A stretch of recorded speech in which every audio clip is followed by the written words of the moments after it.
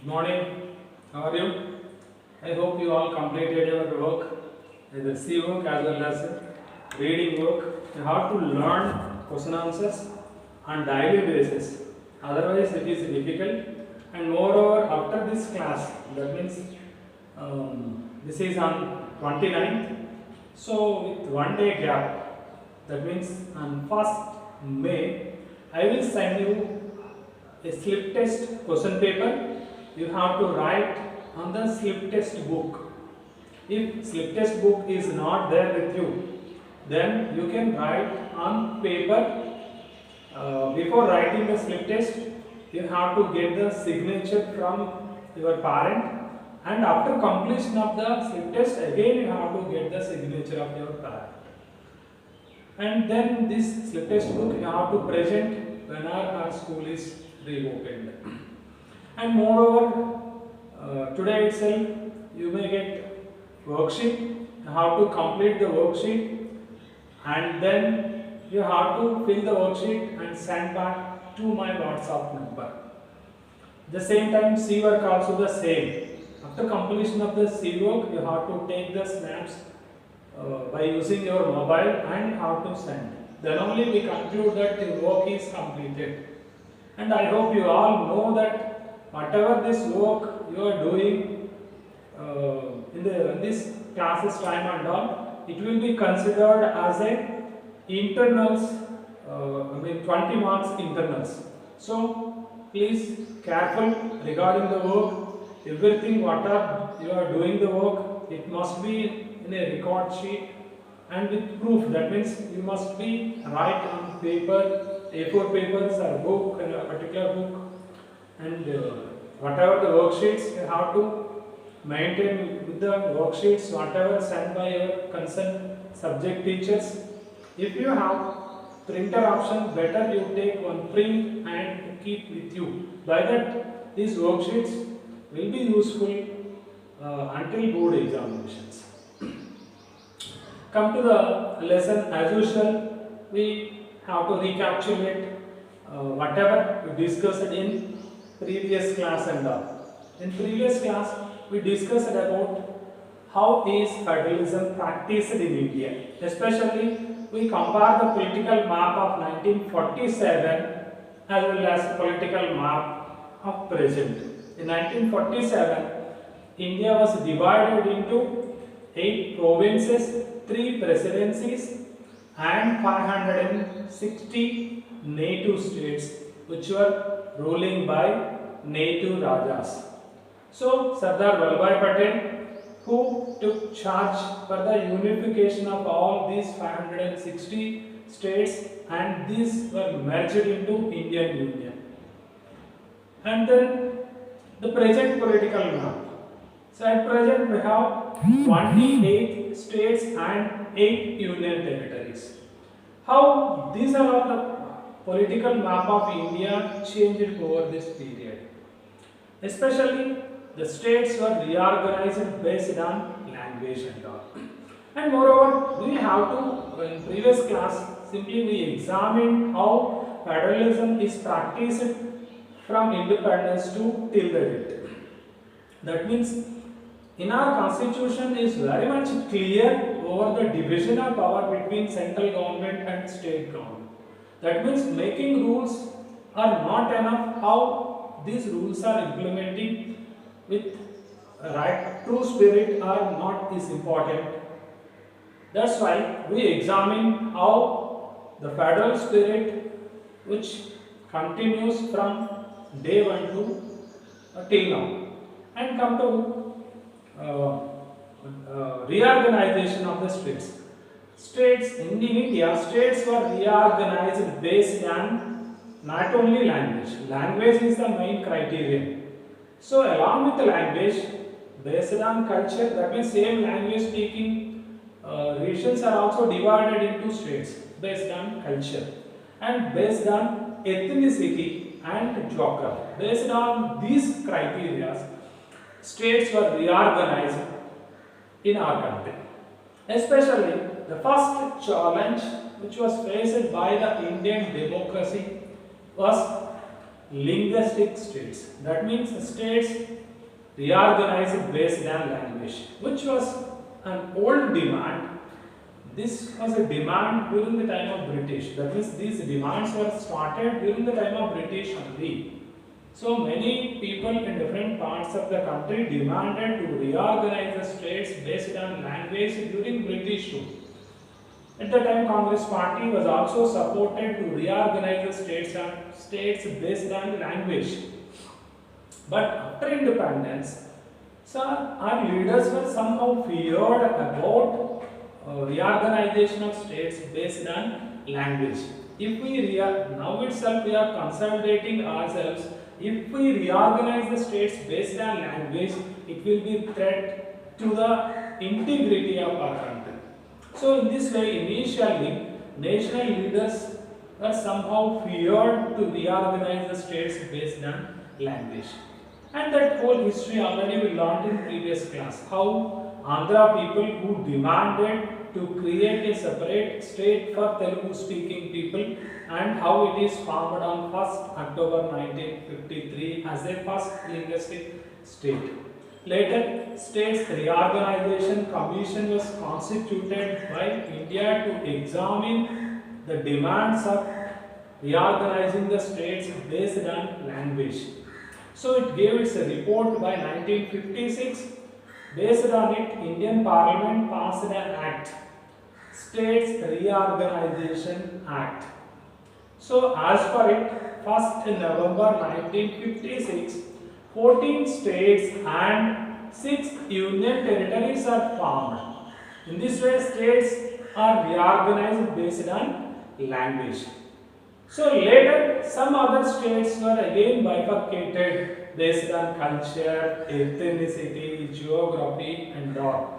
So last state which was formed in India was Telangana, which was separated from Andhra Pradesh. And recent changes in Indian political map are Jammu and Kashmir was converted from state to union territory. It was divided into two, Jammu and Kashmir and Ladakh. These two turned as a union territory. At the same time, Dadra Nagar and Haveli, Daman and Diu, these two small union territories were merged and made only one union territory. That is Dadra Nagar and Haveli, Daman and Diu. Now it is only one union territory. This is the recent political change in political map of our country. So in this way, this hurdle was overcome by India, and moreover over a period of time, this reorganization of states based on language proved that which strengthened our country. So because language state means, so most of the people who speak the same language, that means easy for administration and unity within the state. At the same time, this a particular language speaking people or that particular state, they feel they are all the citizens of that state and they are all citizens of our country. They are all Gujarati people, at the same time Indians, as well as Hindi speaking people, Indians. In this way, this reorganization of states based on language helped to promote and secure the national integrity of our country. And the second concept what we learned in the previous class was language policy. So, unlike other countries, many other countries of the world, India is a land of multilingual society. In India, many languages are spoken by people in different corners of our country. So that's why what will be our communicative language? In what way we can communicate a center and state? This was a big question mark in front of our constitutional framers. That is why our constitutional framers, by taking this linguistic diversity into consideration, they did not declare any of Indian languages as national language. In India, we have no national language. But as per Article 343(1), says that Hindi is our official language along with English. And moreover, our constitutional framers also wanted to replace English with Hindi because during being a British rule, naturally, communicative language between Union government and provincial government during British was English. So we want to replace English with Hindi as a communicative language between central and states. So that too over a long period of time. So as per it, by 1965, we have to replace English with Hindi. So that's why in 1963, Official Language Act was passed by Indian Parliament.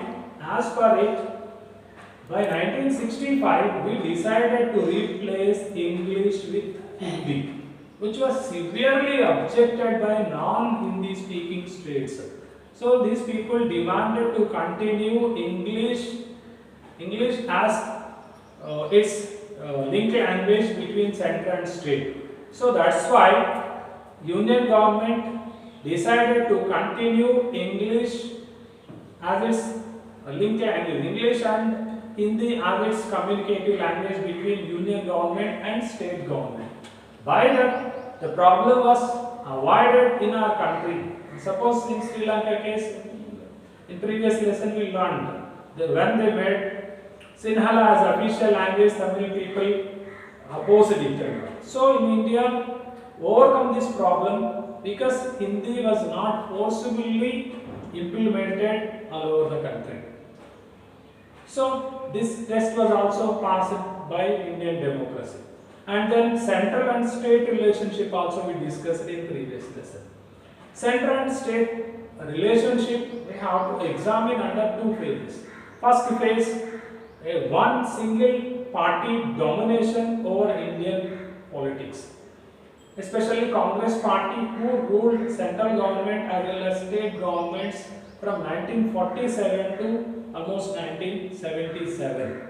So at that time, both central as well as states were ruling by same party. So states did not enjoy the autonomy. So that means state governments did not demand to give more powers or they want to exercise more powers due to the fear of their high command. That's why, so the first phase is different with second phase. But after 70s, especially in 80s, many regional parties come to power in different states. This examples in Tamil Nadu DMK as well as West Bengal Left Front. In Assam Gana Parishad in 1980s in Andhra Pradesh Telugu Desam Party. So in this way, different regional parties were started and they came to power in respective states. So then they started to they demanded to give more autonomy to the states and the center should not command the states. So in this way, later some of the commissions were constituted over the demands of different states as per its recommendations like Sarkaria Commission recommendations and all. Somehow more freedom was given to the states. In this way problem was solved. And the second phase especially we discussed about the coalition government, coalition era. So coalition government is nothing but government is formed with two or more political parties, especially after around 1989. After 1989 onwards, most of the governments in our country are coalition governments only. That means two or more political parties formed the government, then we call it as a coalition government. Most of the governments are coalition governments in our country. Coalition government, which includes not only national party, regional parties are also partners of coalition governments. That's why, which protects the interest of states. And the picture is given in our textbooks, two cartoons. The first cartoon explains about the central and state relationship. In that first picture, you examine clearly, she was Indira Gandhi. Then the Prime Minister of our country. All other people who come with the bowls to get something from her, were the chief ministers of that time. That means center and state relation was somehow central domination in the first phase. But come to the second picture, the coalition era. At that time, who was on that seat in that second picture of that page was Vajpayee. So Vajpayee, who belongs to BJP, so as a major partner in NDA government. NDA means National Democratic Alliance. National Democratic Alliance. BJP and other regional parties formed the government. In 1998, they ruled up to 2004. 98 to 99, again 99 to 2004. From 2004 to 14, UPA government. UPA means United Progressive Alliance. That means Congress and other its supportive parties formed the UPA government, and it ruled 2004 to 2009 to 14.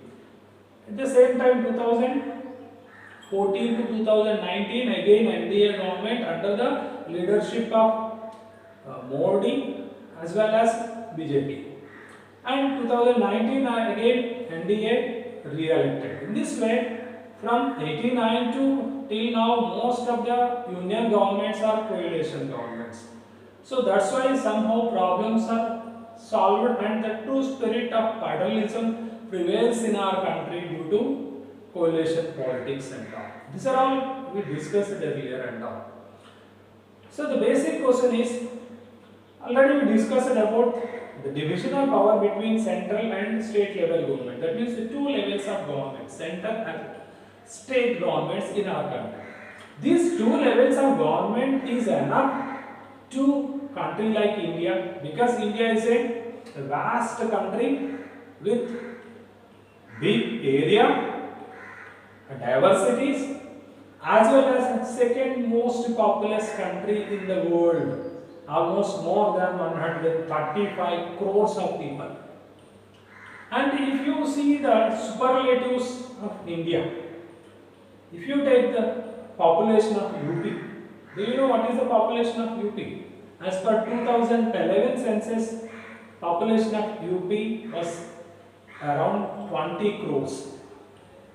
Now it is almost 24 crores, near to 24 crores.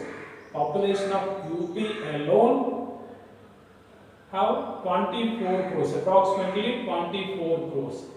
So that means UP population is more than 200 plus countries. That means more population than UP is having only 3 countries.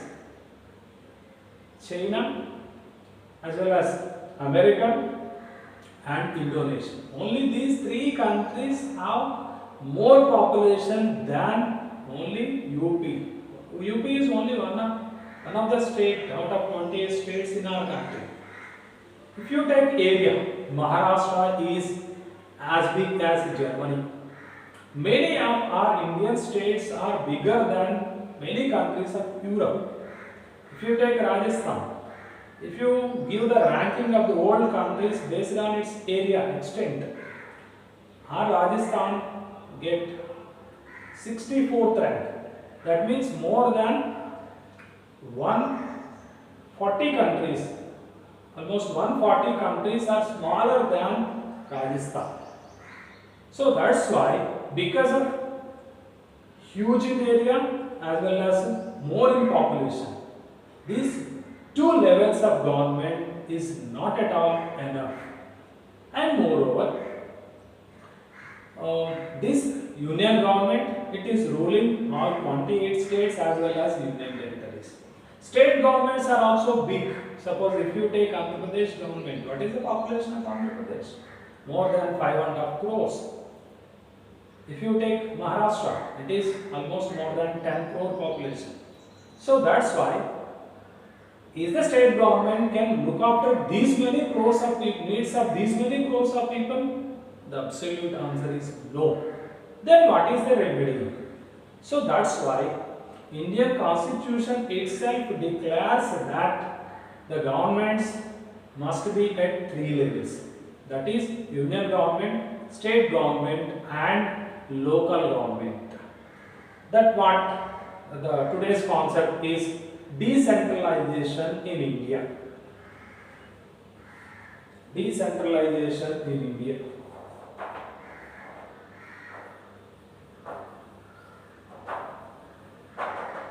So what is decentralization?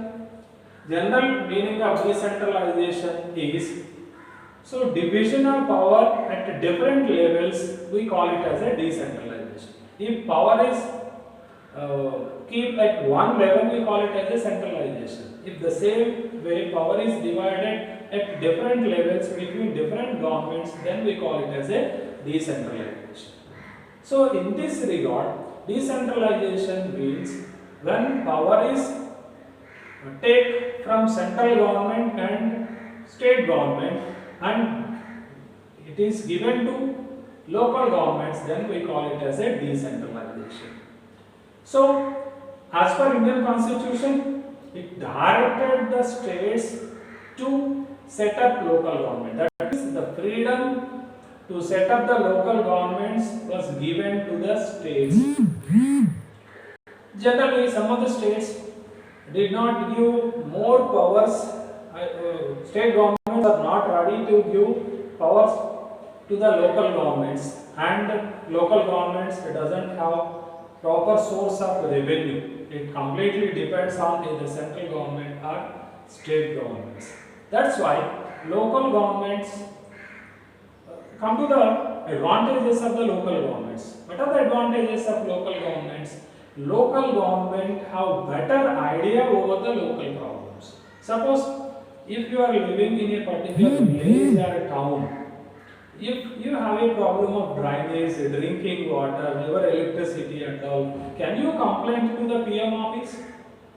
Will it react quickly? No, not at all possible, because lakhs of villages are there, or town, or hundreds of towns are there, and cities are there in our country. But the state government also the same. If it is a local government, their area is limited. So that's why local governments have primary idea about the problems and it know the importance of its problem. So that's why local governments can react quickly on the local problems. It can identify the problems quickly, it can react the problems, and it may resolve the problems in a better manner and compared to state governments as well as union governments. That's why local governments are essential for the countries like India because of our huge population as well as big in size.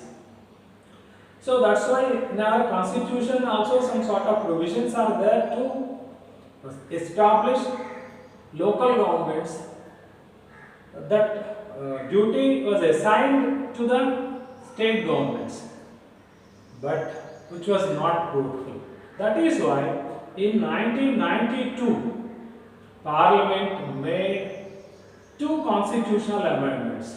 Those were 1992. Two constitutional amendments were made by the Indian Parliament. Those are 73rd Constitutional Amendment and 74th Constitutional Amendment. 73rd and 74th Constitutional Amendments. As per 73rd Constitutional Amendment, at rural level, local governments are set up. As per 74th Constitutional Amendment, in urban areas, it talk about local governments in urban areas. That means even before 1992, that means 73rd and 74th Constitutional Amendments, local governments were there. And what is the difference between the local governments before 1992 and after 1992? Before 1992, to creating the local governments, that responsibility was given to only the state governments. That means local governments have no constitutional status. That responsibility is completely entrusted to that concerned state. Concerned state should create some local government. It must transfer some of its political power to the local governments, and source of income also should share with local governments. but many states it was not effective. Many states were not ready to share its revenue as well as political power with local government. But through this 73rd and 74th constitutional amendment, local governments get constitutional status. That means it also get powers through constitution. How the power was divided between central and state government through constitution. Through this 73rd and 74th constitutional amendments also give constitutional status to the local governments. These local governments need not depend on the mercy of state government or union government. So mandatorily central government and state government should give some funds and powers to local government as per 73rd and 74th constitutional amendment of 1992. So what are the changes which brought by these constitutional amendments? Let us discuss. As per 73rd and 74th constitutional amendments, which were done in 1992, State Election Commission was constituted. State government should constitute State Election Commission. So the State Election Commission is responsible to conduct elections regularly. That means before 1992, it was not mandatory to conduct the elections periodically. In many cases, we see elections did not conducted by the state governments. So, but 1992 constitutional amendments of 73 and 74, it made mandatory to conduct the elections on exact tenure. I mean, when period is completed, State Election Commission is responsible to conduct the elections. And then some of the seats in local governments are reserved for scheduled caste SC. Some of the seats are reserved for scheduled tribes ST. Some of the seats are reserved for BC, backward castes. So this kind of setup was also arranged through these constitutional amendments at local bodies. And another important factor was at least 1/3 seats were reserved for women in local bodies. 1/3 seats, it is a mandatory. All the states and union territories should reserve 1/3 seats to women in local governments. But later, many states, more than almost 20 states, now are giving 50% reservations to the women in local body elections. So these are all the constitutional guarantees are given to the local government to strengthen the local governments. So for the success of democracy is not only depend on union government and state government. The role of local governments are very much important because these local government know very well about the local problems. So if problems are resolved at local levels, the burden will be reduced to state governments as well as the national governments. So that's why for the success of local governments, constitutional amendments 73 and 74 which strengthened the local governments and it granted constitutional status to the local bodies. And let us learn about how many types of local governments are there in rural areas as well as urban areas. Come to the rural areas. In rural areas, we find 3-tier Panchayat Raj system. This local setup generally in rural areas we call it as a Panchayat Raj system. 3-tier Panchayat Raj. Tier is nothing but level. 3-tier Panchayat Raj system. What are those 3 tiers? At village Panchayat. At Mandal Parshad. So these mandals are a group of some villages. In some of the states, they follow Samiti. Samiti again a group of different villages. At the same time, they name as a block. It is also a group of villages. That means the names are different in different states of our country. So at village level, village government, village panchayat. At mandal level, mandal parshad, or at a samiti level, again samiti government is formed, as well as at district level, jilla parshad is formed. So in this way, three-tier panchayat raj system is present in our country in rural areas. At village level, village panchayat; at mandal level, mandal parshad; as well as at jilla level, district level, jilla parshad. And then we have to learn about how village panchayat is formed, mandal parshad as well as a jilla parshad. Come to the village panchayat. How the village panchayat is formed. So in every village, village panchayat is set up by the government based on its population. Its minimum population is at least 1000. If it is in any village, its population is less than 1000. Generally, it is a part of a nearby big village. It will become a part of a village panchayat and some big nearby its village. So in this way, village panchayat is divided into some wards based on its population. Suppose if it is a small village, number of wards are less. If it is a big village, it may be 20-25 wards. So in this way, the whole village is divided into wards. So the voters of village elect one ward member from each ward through direct voting system. So in this way, ward members are elected by the adult voters in that particular village. At the same time, Sarpanch also contests in the elections in a direct election. So village Sarpanch directly elected by the voters of that particular village. So in this way, Sarpanch or president of the village is elected by the voters of that concerned village. And ward members are also elected. So majority members of the ward members may elect Upasarpanch or vice president of that village.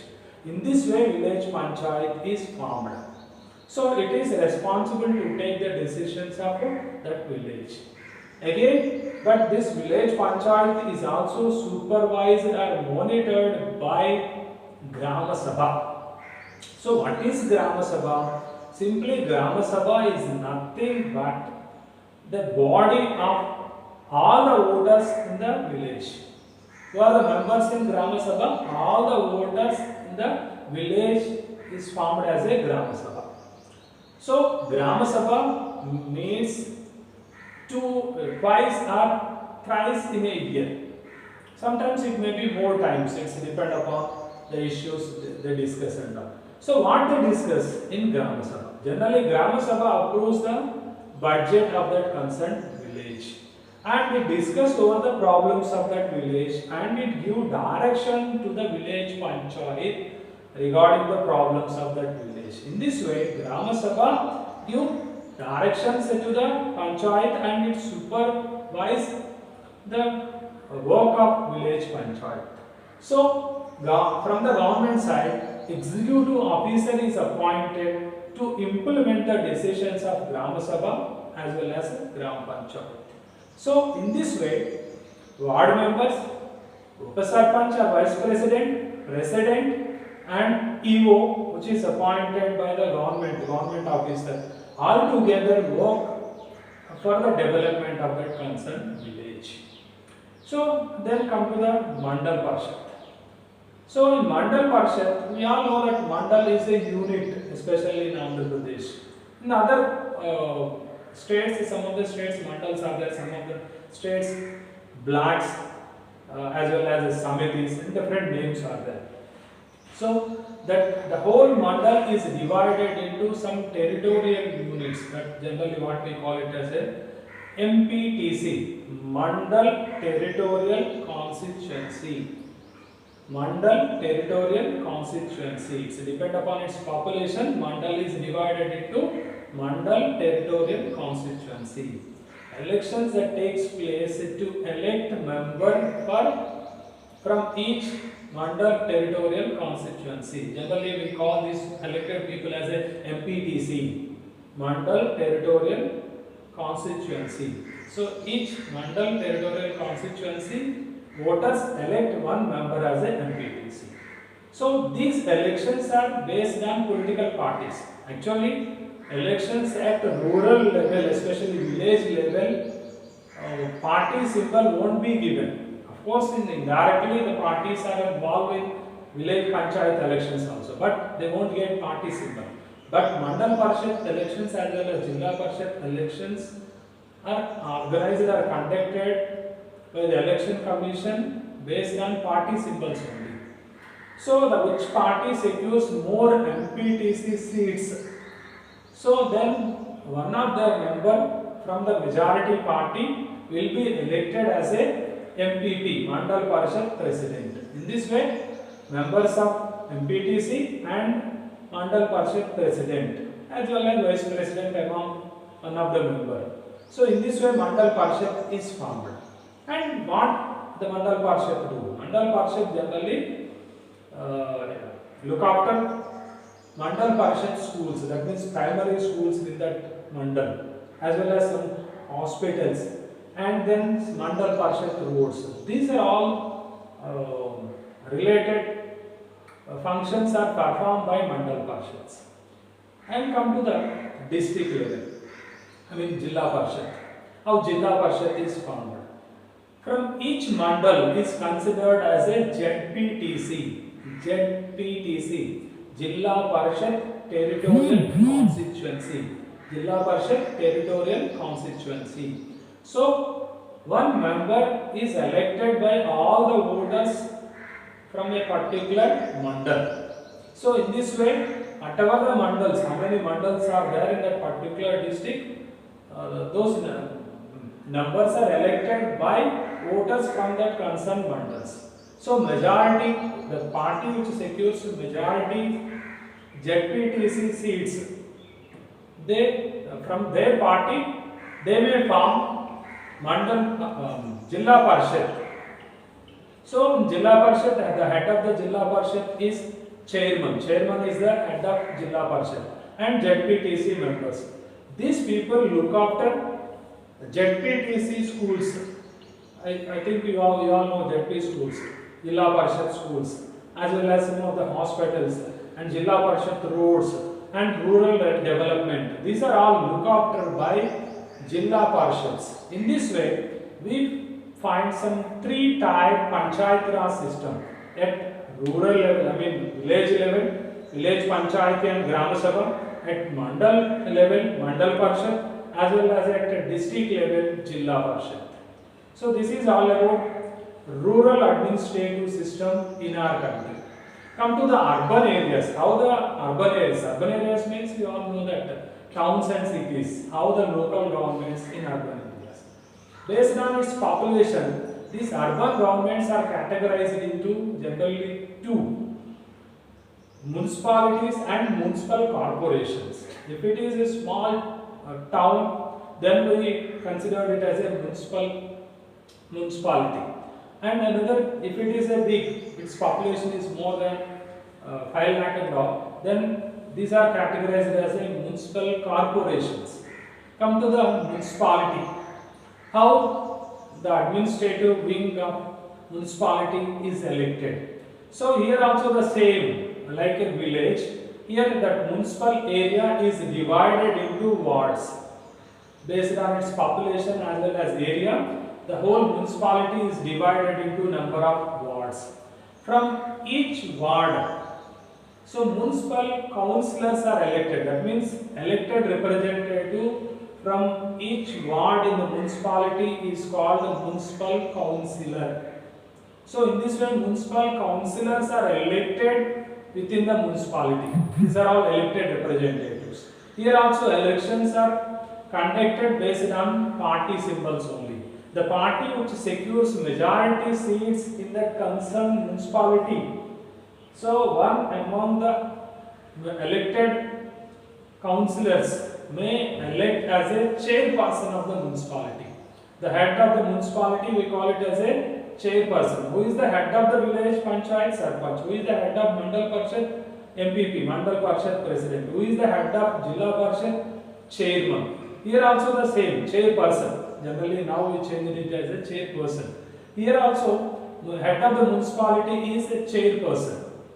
So in this way, chairperson as well as a deputy chairperson and councillors form the municipality. The government appoints municipal commissioner, who is the executive officer from the government side. So municipality, the elected wing of municipality take the decisions regarding that concerned municipality. It is implemented by the municipal commissioner as well as other staff which are appointed by the government. In this way, the problems of municipality is resolving by the municipal elected body.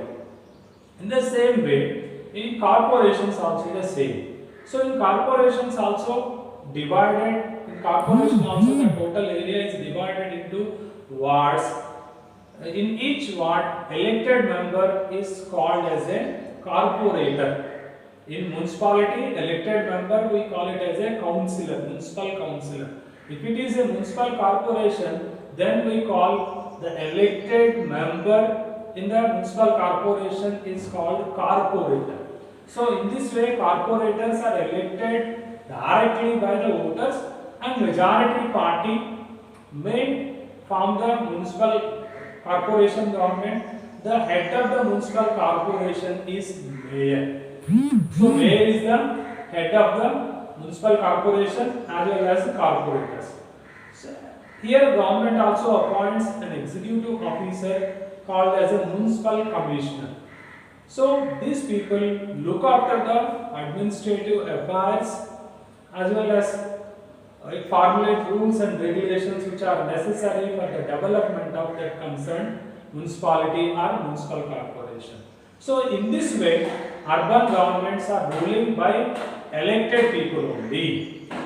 So come to what are the uses of all these arrangements at rural level as well as urban level, especially because of these local governments helps to promote the spirit of democracy at ground level, and moreover local governments act as a training grounds for the people who elect to the legislative assemblies as well as to the MPs, Lok Sabha members.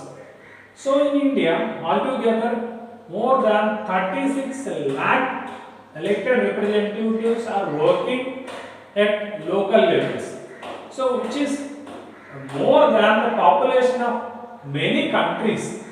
So in this way, for a big country like India, so the third level of government, that is local government, look after the problems at local level.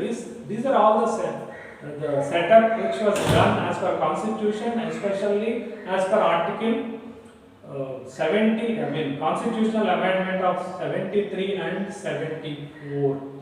So in this way, local governments help us to resolve the problems at local level. So come to the questions. Based on today's topic, we can expect more number of questions. Why decentralization of administration is necessary in our country? There what we have to write. It is a big country. As far as area is concerned, the population is also more in our country. So that what we discussed and we compared with the different countries as far as area is concerned, as far as population is concerned. That's why local governments are essential in our country. And then you compare the local governments before 1992 and after 1992. Before 1992, the local government, the responsibility of arranging local governments was entrusted to the state governments, but in many state governments, local governments were ineffective because state governments were not ready to share its power with local government, as well as it was not ready to share its revenue to the local governments. But through 92, I mean constitutional amendment of 73, 74 of 1992, it gets some constitutional status. By that, these local governments need not depend on central government. And moreover, arrangements that all we discussed. Some seats are reserved for SC, some seats are reserved for ST, some seats are reserved for BCs. State Election Commission was also organized. This, established State Election Commission is responsible to conduct elections periodically to the local bodies. At least 1/3 seats are reserved for women. These are all arrangements made as per 73rd and 74th constitutional amendments. By that, the 73rd and 74th constitutional amendments strengthen the local governments, which helps for real decentralization of administration in our country. So, you please go through once. The lesson is also completed. You go through the worksheets. Have any doubts, we will discuss, or you can ask by make a phone call or through WhatsApp. You can place your doubts, and then I will send you worksheet because the lesson is completed. I will send you worksheet. You have to complete the worksheet based on the complete lesson, and you have to complete your C work from first to last as per the format what you completed regarding those previous 4 lessons, either in C work book or A4 papers. If C work is not available, just write on A4 sheets. You need not write in C work. Simply we will keep these A4 sheets in the C work. That's it. So I hope you have to complete, and on 1st May I will send you a slip test paper based on the federalism lesson. So you have to write the slip test on slip test book. If you have slip test book, okay, fine. If it is not there, again you write on the papers, A4 sheets or other papers. Before starting the slip test, you have to get signature from your parent, and after completion of your ST, again you have to get your parent signature. Okay, thank you.